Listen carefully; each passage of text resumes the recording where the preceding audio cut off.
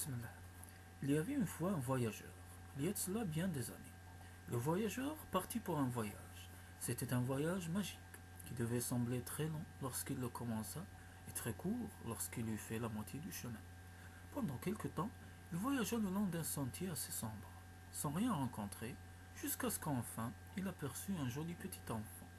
Le voyageur demanda à l'enfant: Que fais-tu ici? Et l'enfant répondit: Je suis toujours à jouer, viens jouer avec moi. Pardon. Le voyageur joua avec cet enfant toute la journée, et ils menèrent joyeuse vie tous les deux. Le ciel était si bleu, le soleil était si brillant, l'eau était si étincelante, les feuilles étaient si vertes, les fleurs étaient si fraîches. Ils entendirent chanter tant d'oiseaux et virent tant de papillons que tout leur paraissait superbe. C'était la saison du printemps. Quand il pleuvait, ils aimaient à regarder tomber les gouttes de la pluie et à respirer les odeurs des plantes.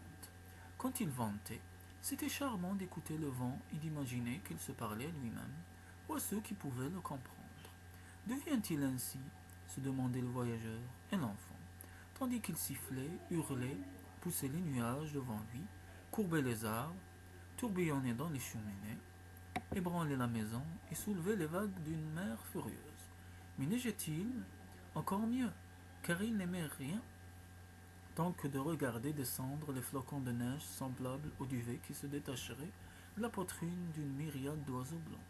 Et quel plaisir de voir cette belle neige s'épaissir sur la terre, puis d'écouter le silence sur les routes et les sentiers de la campagne.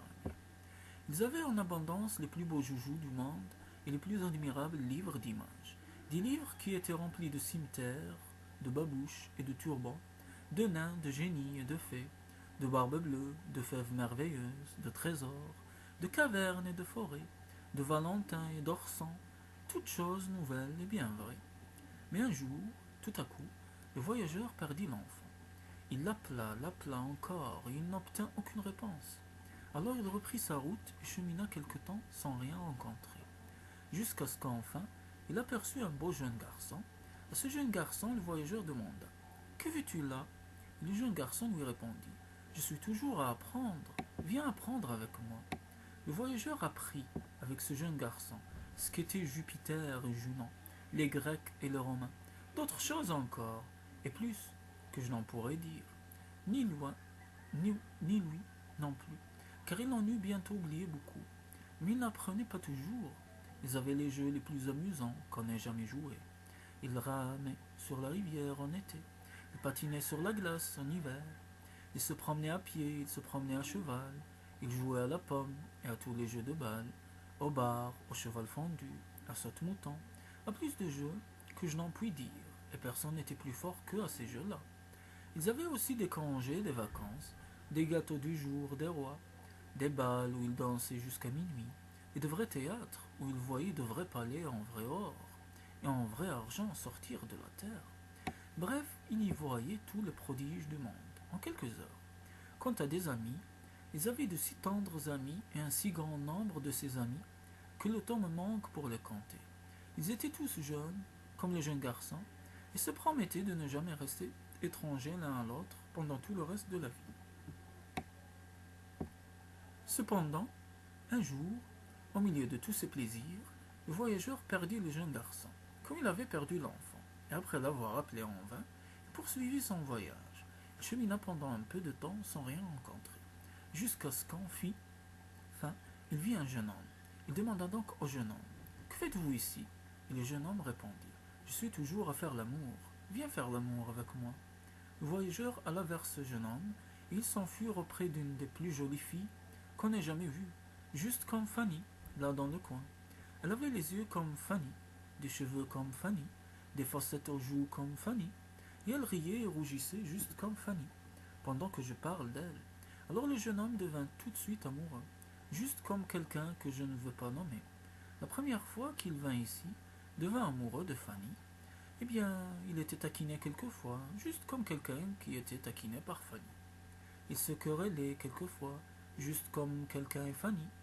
Puis il se raccommodait, allait chuchoter dans les coins, s'écrivait des lettres toute la journée, se disait malheureux quand ils étaient loin l'un de l'autre, se cherchait sans cesse en prétendant ne pas se chercher.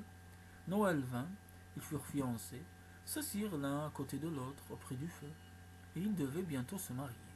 Exactement comme quelqu'un que je ne veux pas nommer, Fanny. Mais le voyageur les perdit de vue un jour, comme il avait perdu l'enfant et le jeune garçon. Il les appela, ils n'en revinrent ni ne répondirent. Il reprit son chemin. Il voyagea donc pendant un peu de temps, sans rien rencontrer, jusqu'à ce qu'il aperçut un homme d'un âge mûr. Il demanda à cet homme: Que faites-vous ici? Et la réponse fut: Je suis toujours occupé, venez vous occuper avec moi. Il alla donc travailler avec cet homme, et pour cela ils se rendirent à la forêt. La forêt qu'ils parcoururent était longue. Au commencement, les arbres étaient verts comme ceux d'un bois printanier. Puis le feuillage s'épaissit comme un bois d'été. Quelques-uns des petits arbres les plus pressés de verdir brunissaient aussi les premiers. L'homme n'était pas seul.